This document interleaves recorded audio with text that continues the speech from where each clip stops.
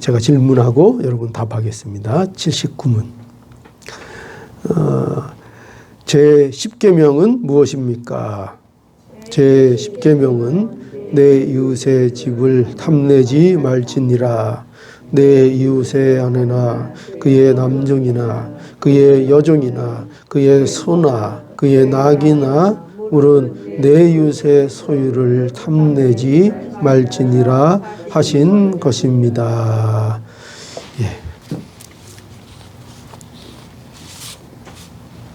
예. 이제 오늘 드디어 10계명 가운데 마지막 계명에 다다랐습니다. 여러분 어디 10계명 이제 다 기억하실 수 있겠나요? 어떠세요? 10계명 1계명이 뭐죠? 저도 잘 지금 기억할 수 있을지 모르겠는데요. 1계명이 뭐죠? 2계명이 뭡니까?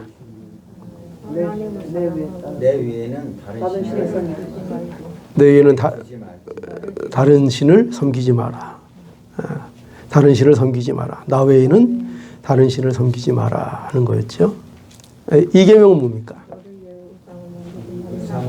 예, 너를 위하여 새긴 우상을 만들지 말라. 그거를 만들어서 절하지도 말고 섬기지도 말라 하는 거였고, 그죠? 1계명은 예배의 대상, 2계명은 예배의 방법, 3계명은 뭐였습니까? 여호와의 네, 그렇죠. 망령되이 일컫지 말라. 네, 여호와의 이름을 망령되이 일컬지 말라. 하나님에 대한 태도, 그죠? 하나님에 대한 태도. 그럼 4계명은 뭡니까? 안식일을 거룩히 기억해서 지키라. 예. 어떻게 하나님께 우리가 예배 드릴 수 있는가? 예배의 방법. 예배의 방법. 그죠? 그러니까 1계명 예배의 대상. 2계명 예배의 뭐였죠? 2계명 예배의 방법. 예배의 방법. 3계명 예배의 태도. 4계명 그것도 예배에 어떻게 거룩히 지키라 하는 거니까 예배의 것도 어떤 나가는 방법, 태도 뭐 다 될 수 있겠죠. 그리고 5계명 내 부모를 공경하라. 6계명 살인하지 말라. 살인. 7계명 간음하지 말라. 8계명 도둑질하지 말라. 9계명 거짓 증거, 그죠? 내 이웃에 대하여 거짓 증거하지 말라. 그리고 오늘 10계명 탐하지 말라. 내 이웃의 소유를 탐하지 말라. 이제 뭐 다 이제 거의 다 이제 아시네요, 그죠? 든든합니다. 예. 여러분 계속 뭐 심심할 때 저 시간 있으실 때 뭐 쓸데없는 거 생각하시지 마시고 그 잡념 생기시면 10계명이 뭐였더라 하면서 처음부터 1계명부터 10계명까지 한번 머리로 이렇게 한번 떠올리 보시면 얼마나 좋아요, 그죠?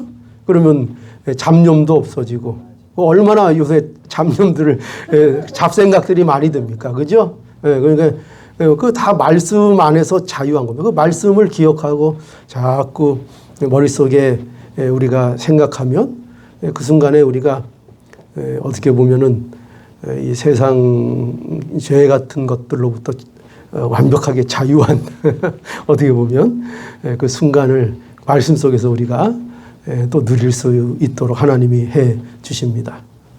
그 말씀 생각하시면서 엉뚱한 못된 거 생각하기 힘들잖아요, 그죠?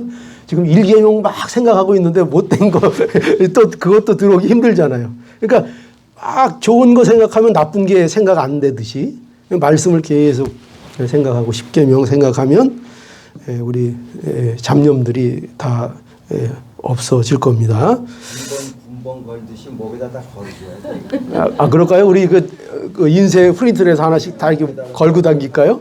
잊어버릴 때마다 이렇게 볼 수 있게. 그것도 좋지만 여러분 마음속에 새기시길 바랍니다. 그죠? 마음속에 새길 수 있기를 바랍니다. 자, 10계명. 오늘 10계명, 10계명은 뭐라, 탐내지 말라 하는 거죠. 탐내지 말라. 내 이웃의 집을 탐내지 말라. 이렇게 되어 있습니다. 내 이웃의 집을 탐내지 마라. 그리고 이제 그 뒤에 내용은 그게 구체적으로 뭐냐 이렇게 설명이 되어 있는 거죠. 그러니까 여기 집이라는 것은 이웃의 모든 소유를 얘기하는 거겠죠. 그죠? 집. 집을, 내 이웃의 집을 탐하지 마라. 그거는 내 이웃의 소유, 모든 것들을 탐하지 말라 하는 거죠. 뭡니까? 그것들이 여기 내 이웃의 아내, 내 이웃의 아내.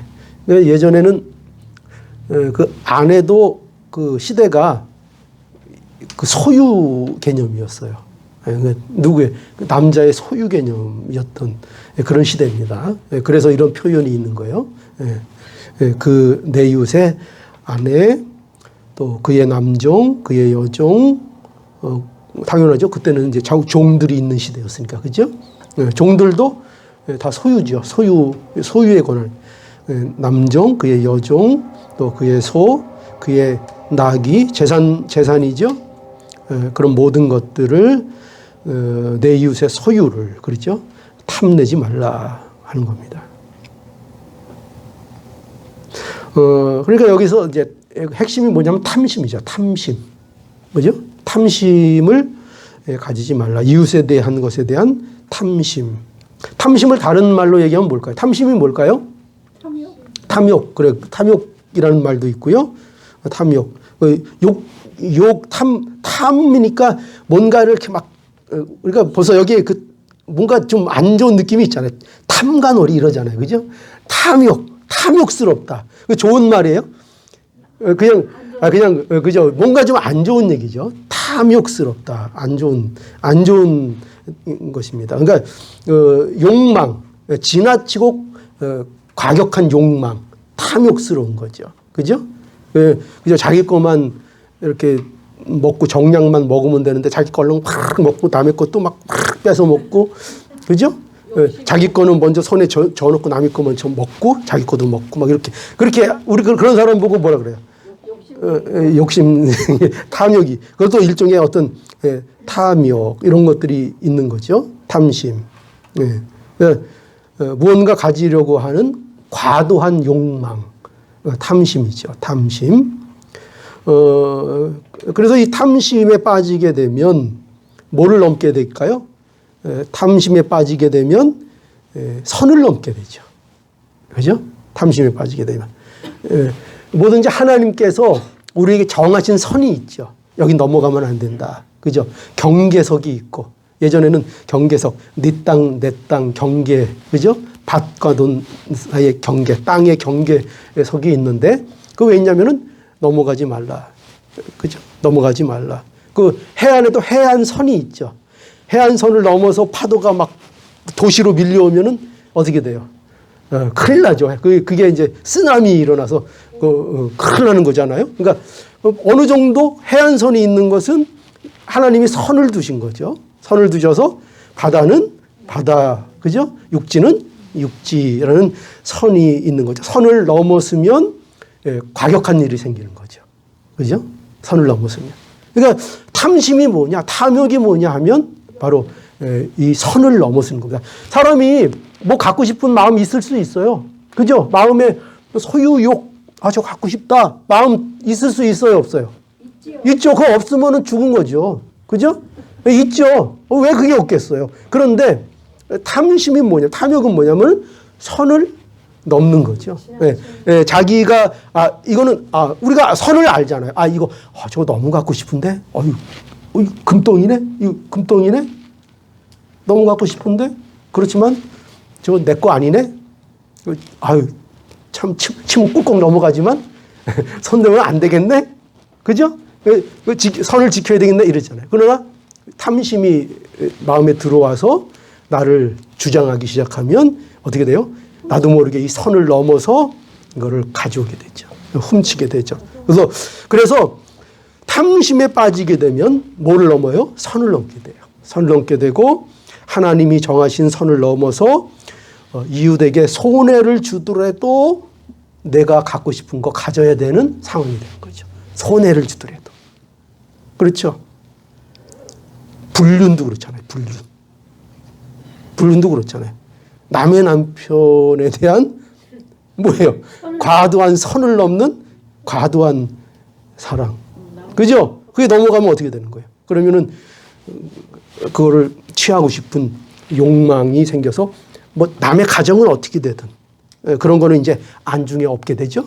그래서 어떻게 돼요? 그래서 내가 나를 위해서는 내 욕망을 채우기 위해서는 그런 일도 할 수 있게 되는 이런 일들이 벌어지는 거죠. 이게 다 뭐 때문이래요? 탐심. 그죠? 네, 탐심, 욕심. 그래서 여기 보면은 이 십계명의 이 탐심을 우리에게 경계하고 있는 것인데 앞에 계명들은 우리가 보니까 우리 쭉 나열해 봤는데 그 앞에 계명들은 1차적으로 물론 다른 계명들도 다 마음을 거론하고 있는 사실은 그런 내용이지만 다른 계명들은 대부분 먼저 그 내용이 행동에 대한 금지예요. 그죠? 살인하지 말라. 그렇죠? 간음하지 말라.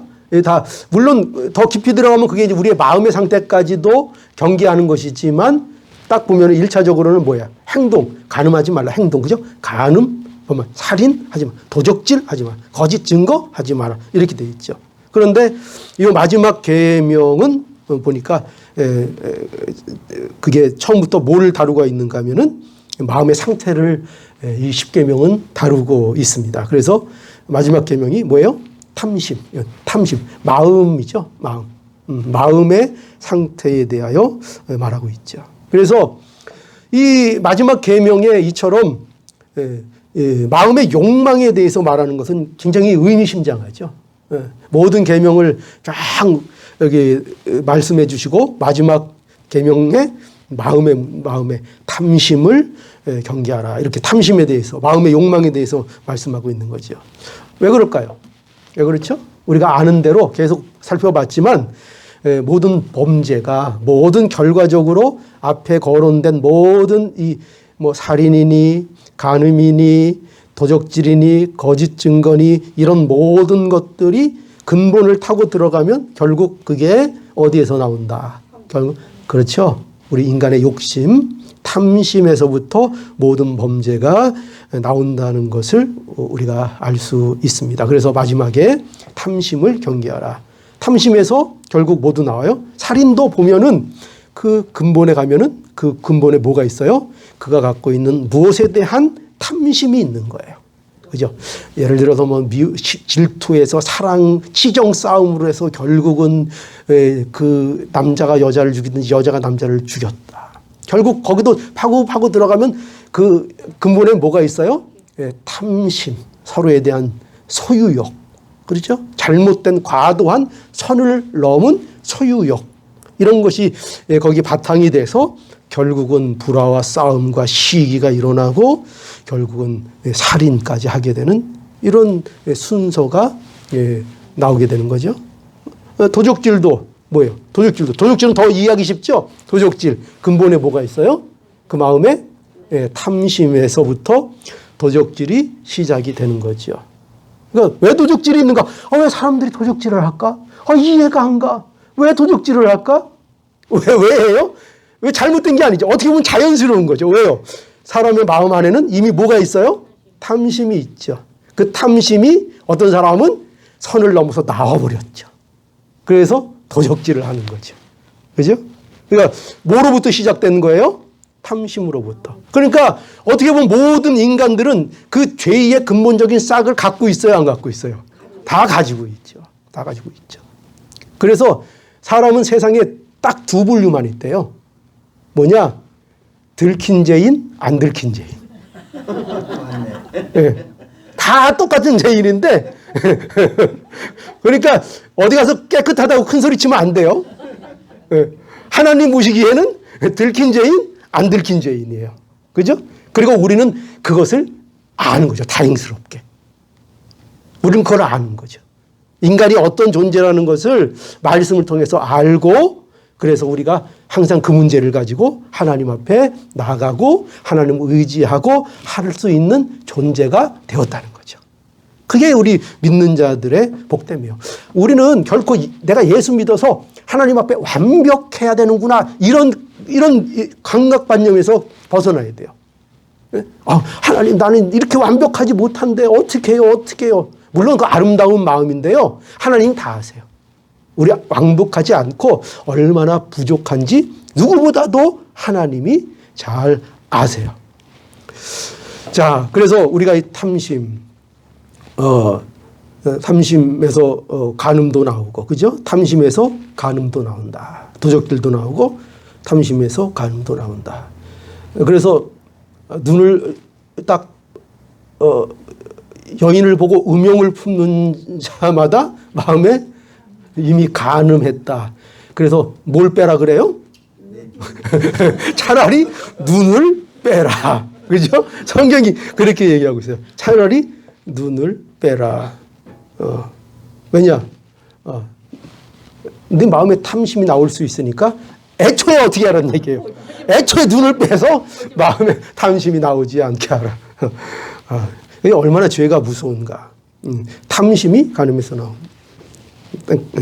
탐심에서 간음이 나오고 또 탐심에서 또 뭐가 나와요? 거짓말도 나오게 되는 거죠. 그러니까 이 계명에 따라 우리는 자기 것이 아닌 것에 대한 과도한 욕심을 우리는 버려야 합니다. 부러워할 수 있어요. 뭐 부러운 건 부러운 거죠. 저도 세상 부자들 보면 부러워하게요, 안 부러워하게요? 저도 부러워해요. 저 돈 4개 있으면 참 난 뜻있게 쓸 텐데. 부러워할 수 있어요. 부러워할 수 있지만 어떻게 그 마음이 과도하게 선을 넘어서 내가 그래서 나는 저걸 얻기 위해서 난 무슨 짓이라도 할 거야로 가면 안 된다는 거죠. 그게 탐심이죠. 그 탐심을 버리라 하는 겁니다. 그래서 이런 탐심의 금지는 그래서 이게 영적인 것과 관련되어 있다는 문제라는 것을 우리는 이제 말씀들을 통해서 분명히 알아야 합니다. 그래서 그 에베소서 5장에 가보면 에베소서 5장 1절부터 보면 이렇게 되어 있습니다. 그러므로 사랑을 입은 자녀같이 너희는 하나님을 본받는 자가 되고 그리스도께서 너희를 사랑하신 것 같이 너희도 사랑 가운데서 행하라. 그는 우리를 위하여 자신을 버리사 향기로운 제물과 생축으로 하나님께 드리셨음이니라. 그리고 그렇기 때문에 뭐를 금하라 하는가 하면은 3절에 음행과 온갖 더러운 것과 탐욕은 너희 중에서 그 이름이라도 부르지 말라. 이는 성도의 마땅한 말이라. 이렇게 되어 있어요. 그러니까 이것도 사랑을 입은 자라면 너희가 하나님의 사랑을 입은 자라고 한다면 은혜 받은 자, 그죠? 너희가 하나님의 자녀냐? 이 말이에요. 너희가 하나님의 사랑을, 하나님의 은혜를 입었냐? 너희가 그러냐? 분명히 그러냐? 그러면 너희도 하나님을 본받아서 너희도 그렇게 사랑 가운데 행하라. 그러면서 왜냐하면 우리를 위해서 누가 십자가에 못 박히셨는가, 제물이 되셨는가 하면은 바로 예수 그리스도께서 우리를 위한 향기로운 제물이 되었다 하는 거죠. 그래서 그렇기 때문에 너희는 하나님의 자녀면은 뭘 버리라? 음행을 버리고 온갖 더러운 것과 여기 뭐가 있어요? 탐욕을 버리라는 거예요. 탐욕은 너희 중에서 그 이름이라도 부르지 말라. 이게 굉장히 이제 강한 표현이죠. 이름이라도 부르지 말라. 이 말은 무슨 뜻인가? 그만큼 경계해야 된다는 거예요. 너희는 그 독주, 술을 쳐다보지도 말라. 그러면 그게 뭐예요? 그럼 여러분 코스코 가서 어떻게 돼요? 쭉 있는 샴페인 쭉 있고 그쪽 코너 갈 때는 이러고 가야 돼요? 무슨 표현이에요? 경계에 대한 강함이에요. 예, 그거에 대한 경계. 그러니까 그것이 미치는 어떤 뭐랄까요? 악영향, 그죠? 그런 것들에 대한 어떤 강한 그 경고고 금지를 얘기하는 것이지 정말 보지 말랬다고 눈 감고 가면 되는 거예요. 이제 그런 거 얘기하는 거 아니죠. 그러니까 여기서도 너희 중에 그 이름이라도 부르지 말라. 아주 강한 그 표현이죠. 왜냐? 이는 성도의 마땅한 바니라. 너희들이 성도냐? 하나님의 자녀냐? 그러면 이런 것들이 너희들에게 있으면 그것은 비정상적이라 이거예요. 안 된다. 안 된다. 그래서 또 5절에 뭐라고 되어 있는가 하면은 너희도 이것을 정령이 알거니와 음행하는 자나 더러운 자나 여기 보면 또 거기에 뭐가 들어가 있냐 탐하는 자는 이렇게 되어 있어요. 탐하는 자 곧 우상 숭배자는 다 그리스도와 하나님 나라의 기업을 얻지 못하리라. 그러니까 근본적으로 여기서 말하고 있는 음행하는 자, 더러운 자, 탐하는 자, 곧 우상 숭배자는 곧 뭘 얘기하는가 하면은 하나님을 모르는 자를 얘기하는 거예요. 하나님과 상관없는 자. 그들은 당연히 그렇기 때문에 하나님의 나라를 기업으로 받지 못하죠. 근데 이 말씀은 우리에게 뭘 경계하고 있는가 하면은 너희가 지금 성도들에게 하는 말씀이에요. 성도들. 너희가 봐라. 너희가 어떻게 성도라는 이름을 갖고 있으면서 너희가 음행하며 더러운 짓을 하며 너희들에게 탐욕이 있을 수 있느냐? 그것은 안 믿는 멸망의 자식들에게나 나타나는 것들이다. 그런데 너희들에게 그것이 어떻게 있을 수 있느냐? 회개하라. 그거죠. 그러니까 너희는 안 된다 이 말이 아니에요. 우리 중에 이런 죄를 범하는 자들이 있을 수 있어요. 교회 안에도 우리가 범하는 자가 있을 수 있어요. 그죠? 어떻게 우리가 완벽할 수 있어요? 우리가 어떤 의미에서든지 대놓고 우상숭배는 안 했지만 우상숭배를 한다고요. 그죠? 자녀를 더 사랑하는 마음을 갖기도 하고 때로는 자녀가 너무나 이뻐. 저는 하나님에 대한 사랑 많이 느꼈죠. 그런데 우리 자녀들에 대한 사랑을 생각하면 내가 과연 하나님보다 우리 자녀보다 하나님을 내가 더 사랑하나? 이 고민이 될 때가 있어요. 왜냐하면 우리 애들은 눈에 넣어도 안 아플 것 같거든요. 근데 하나님은 넣으면 아플 것 같아요. 표현을 하자면.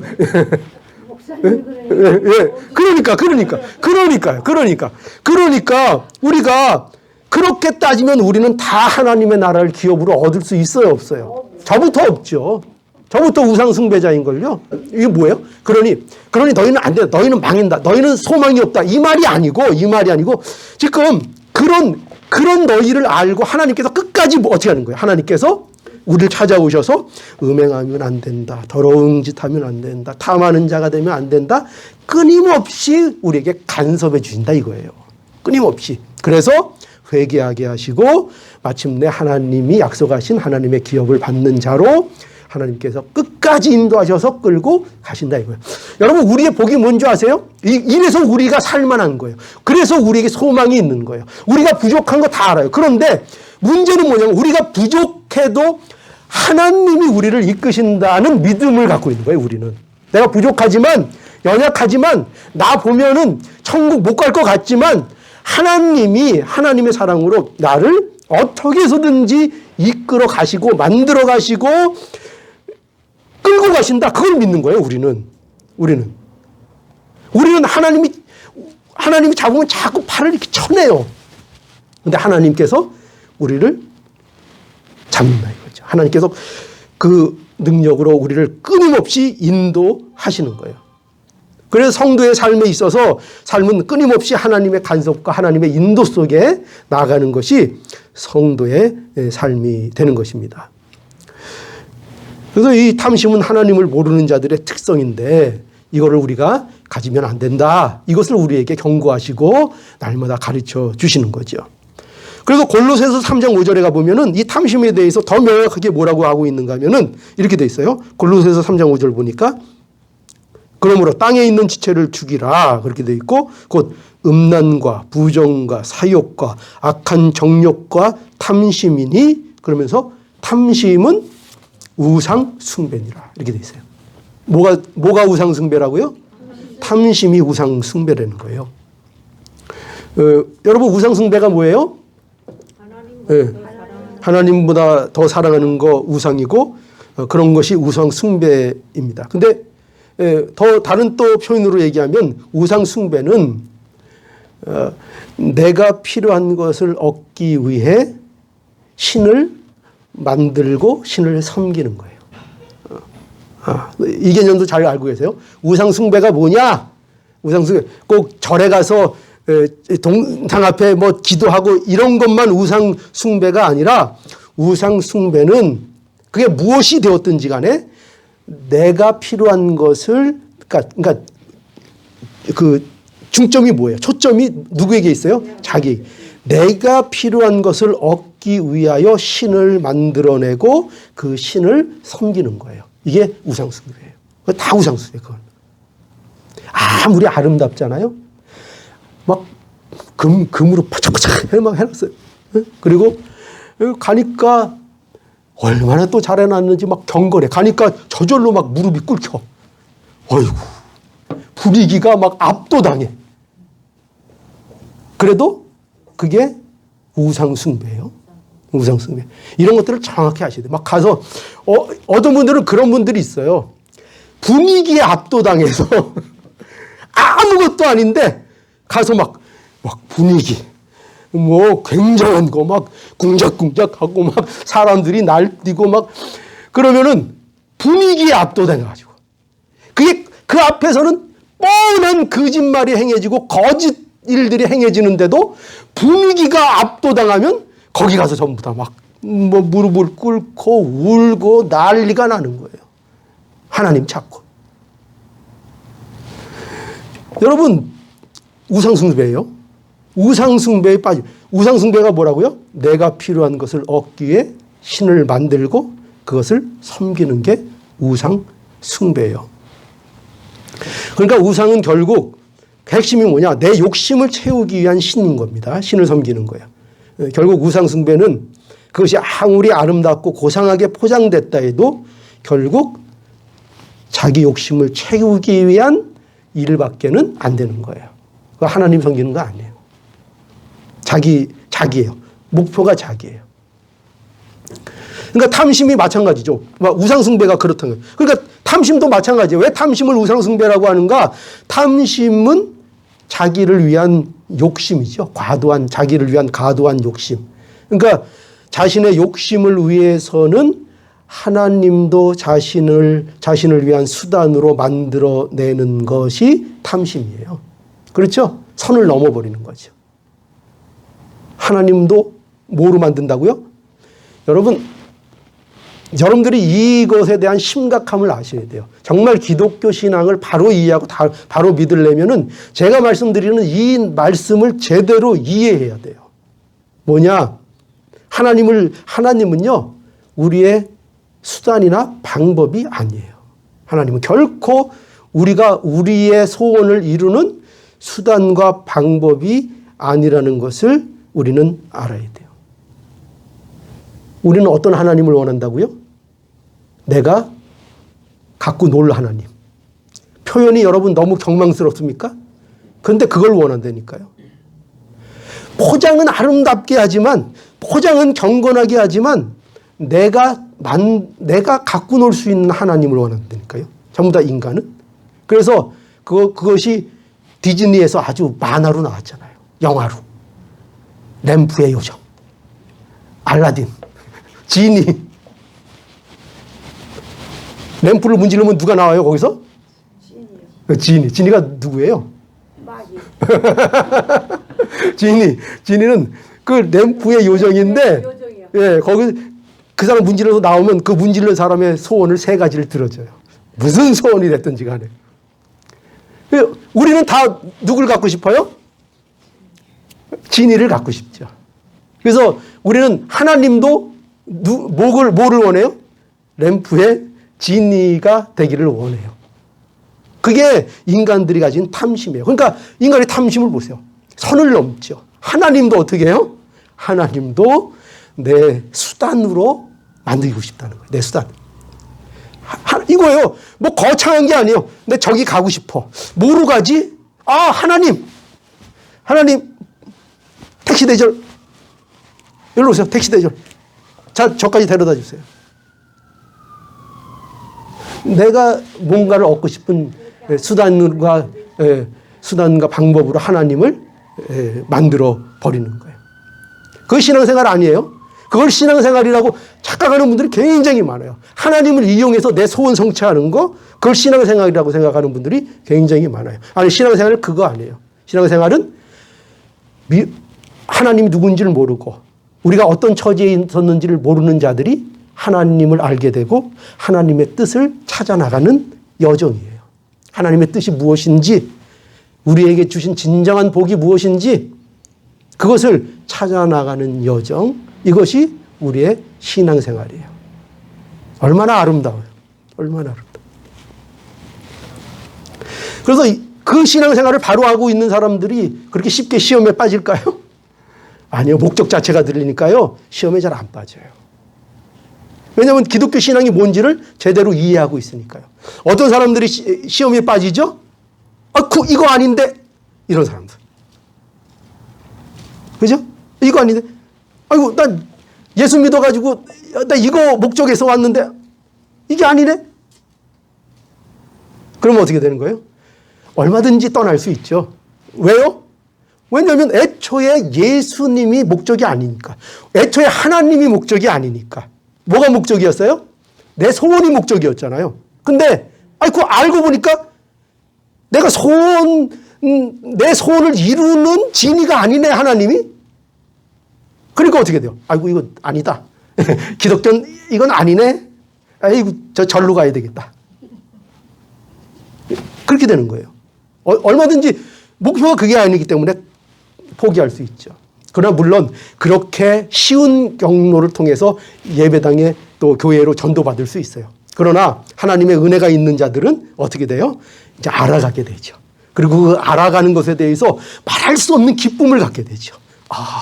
인생이 이게 아니었구나. 인생의 가치가 이게 아니었구나. 인생의 목표가 이게 아니었구나. 아니, 세상에 이렇게 고상한 것이 있다니. 세상에 이렇게 풍요롭고 이렇게 놀라운 세계가 있다니를 점점 알아가는 거죠. 예전에는 요 안에 있었는데 그 세계를 알아가는 거죠. 그래서 점점 기쁨을 찾게 되는 겁니다. 참된 기쁨을 찾아 나가게 되는 거죠.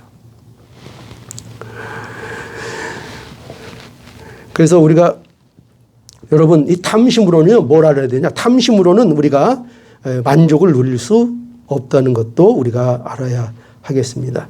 왜 사람들이 탐심을 갖는가 하면 그 탐심을 가지면 그것으로 인해서 자신이 행복할 줄 알기 때문에 탐심을 가져요.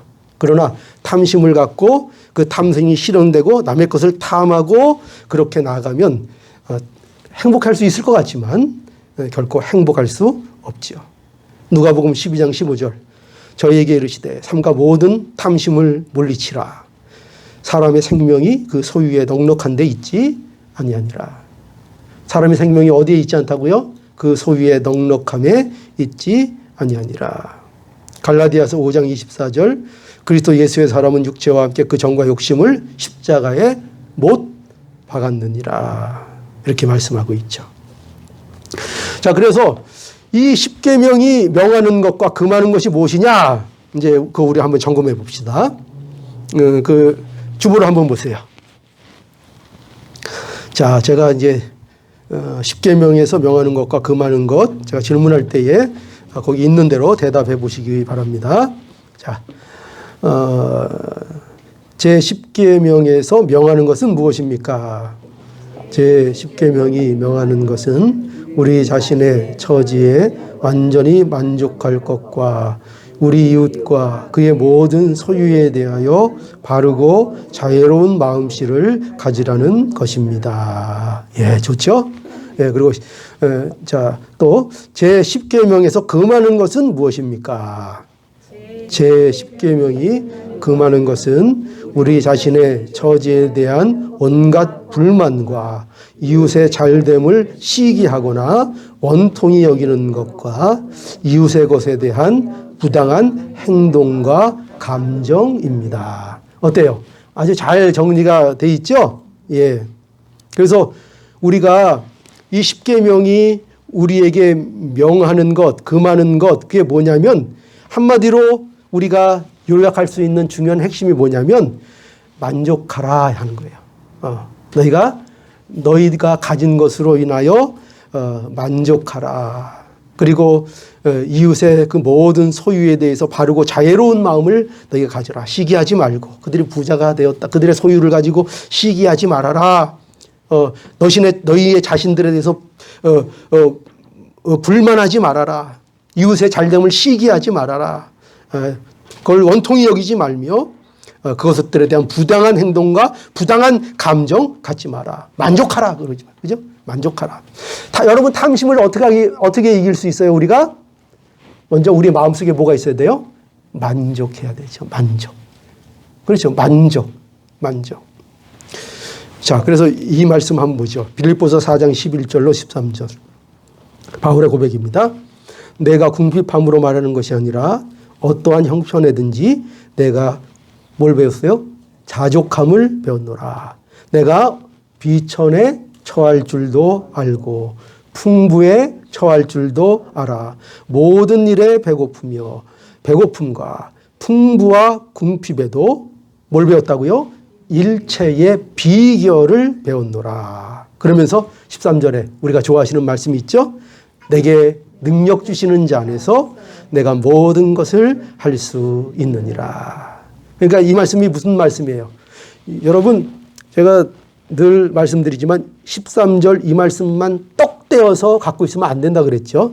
내게 능력 주시는 자 안에서 내가 모든 것을 할 수 있느니라. 너무나 멋진 말씀인데 이 말씀이 어떤 뜻이에요? 앞에 있는 말씀과 연결되는 거죠. 앞에 뭐가 돼 있습니까? 내가 일체의 비결을 배웠다. 나는 풍부할 때나 가난할 때나 모두 자족할 수 있는 일체의 비결을 배웠다. 그래서 나는 내게 주시는 능력 안에서 모든 것 내가 감당할 수 있다. 그러니까 이 말은 뭐예요? 내가 뭐든지 와! 나는 다 할 수 있어! 이런 개념이 아니라 뭐예요? 내게 주시는 모든 일, 내가 가난하거나 부하거나 어떤 일 속에서도 내가 주님으로 만족하며 모든 것 실패 없이 나갈 수 있다. 그거 고백하고 있는 거죠. 내게 능력 주시는 자 안에서 내가 모든 것을 할 수 있느니라. 그러니까 우리 자신의 처지에 대한 만족을 얘기하고 있는 거죠. 어떻게 만족하는가? 우리 이웃에 대한 소유에 대한 바르고 자유로운 마음을 그래야 가질 수 있게 되는 거죠. 여러분, 왜 만족을 우리가 못하는가 하면은요, 우리가 상대적 빈곤의 함정에 빠져 있어서 그래요. 상대적 빈곤. 상대적 빈곤이 뭐게요? 네. 나는 차가 중형밖에 안 되네 이거야. 나는 차가 차가 없는 게 아니에요. 차가 없는 게 아니라 나는 차가 중형밖에 안 되네. 아유 이웃집은 대형이네. 크네. 요게 이제 상대적 빈곤이에요. 상대적. 아유 저 옆집 사람들은 100불짜리 밥을 먹네. 근데 나는 50불이네. 상대적 빈곤. 여러분 이걸 오늘날 우리가 빠져 있는 빈곤은요 다 상대적 빈곤이에요. 그 상대적 빈곤 때문에 여러분들이 만족을 못하고 있어요. 그러니까 뭐예요? 남과 비교하는 거예요. 여러분 성도에게 있어서 가장 성도답지 못한 게 뭐냐? 남과 자신을 비교하기 시작하는 거예요. 비교하기 시작하는 거. 비교. 신자의 가장 아름다운 모습은 뭐냐면 남들과 비교하지 않고 지금 내게 주어진 것에 만족하여 요까지면 안 돼요. 만족하여 그 만족했다는 게 뭐로 드러나는가? 그 위에 열심히 노력하는 거예요. 내가 지금 갖고 있는 내 상태, 나라는 존재를 먼저 하나님이 주신 그 복 안에서 인정하는 거예요. 하나님, 나를 이렇게 주셨죠. 예를 들어서 내가 팔이 하나 없는 사람으로 내가 태어났어요. 하나님, 저를 이렇게 세상에 주셨죠. 인정합니다. 제가 하나님의 뜻을 다 이해할 수는 없어요. 그래서 저는 때로도 눈물을 짓기도 하고 울기도 하고 하나님 원망하기도 해요. 그러나 저는 하나님의 살아계심과 하나님의 주권, 하나님의 능력을 믿습니다. 인정합니다. 저에게 이 모습 주신 거 인정합니다. 그리고 뭐라고요? 그래서 난 이제 모르겠어요. 그냥 저는 좌절해요. 이거라고요? 아니죠. 여기부터 저는 시작하겠습니다. 이 모습부터 저는 시작하라는 하나님의 뜻을 받아들이고 인정하고 저는 여기부터 그 위에 노력하겠습니다. 남들과 비교하지 않겠습니다. 남들은 다 두 팔인데 왜 나는 한 팔이야? 비교하지 않겠습니다. 거기부터 시작하겠습니다. 하고 거기부터 나가는 거예요. 여러분, 결과를 놓고 볼까요? 과연 누가 마지막에 웃을까요? 두 팔 다 갖고 원망하고 남들과 상대적 비교에 빠져서 늘 빈곤에 빠져서 난 왜 이래 이러는 사람과 한 팔이 없지만 하나님 나에게 주신 인생을 나는 인정합니다 하고 거기에서부터 쌓아나가고 나가는 사람과 결국 누가 하나님 앞에 웃는 자, 복받은 자가 될까요? 감사하고 사는 자. 그렇죠. 인정하는 거예요. 인정하는 거. 남과 비교하지 않는 거죠. 자기 모습 그대로 하나님이 주신 것에 대해서 인정하고 하나님 앞에 거기부터 출발을 하는 거죠. 그러니까 여러분, 이 말씀을 통해서 여러분들에게 당부드립니다. 남과 자신을 비교하여 자기 자신을 떨어뜨리지 마세요. 그죠? 상대적 빈곤감에 빠지지 마시고 하나님이 주신 그 자리, 그 곳 속에서 만족하시고 거기서부터 신앙생활을 해 나가셔서 하나님이 우리 가운데 이루고자 하시는 그 든든한 믿음의 집을 잘 지어나가는 복된 백성들이 다 되어지기를 간절히 바랍니다. 예.